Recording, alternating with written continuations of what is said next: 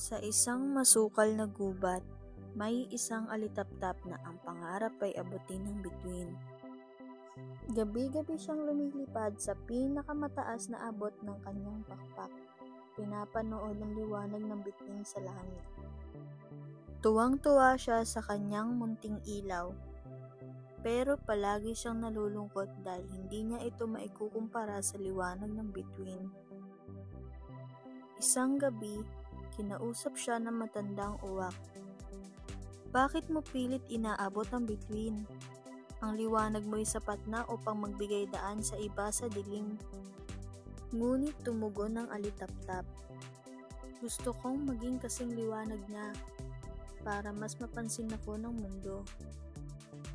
Ngumiti ang uwak at sinabing, hindi mo kailangang abutin ng langit para maging mahalaga. Kahit maliit ang iyong ilaw, may halaga ka sa mga nawawala sa dilim.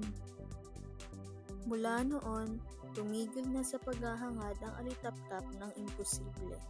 Sa halip, ginamit niya ang kanyang liwanag para tulungan ang mga nilalang sa gubat tuwing gabi.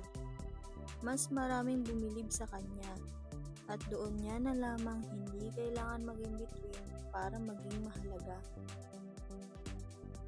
Aral ng kwento. Hindi mo kailangan maging kasing ningning ng iba upang magkaroon ng halaga. Minsan, ang munting liwanag mo ay sapat na upang magbigay ng pag-asa sa iba.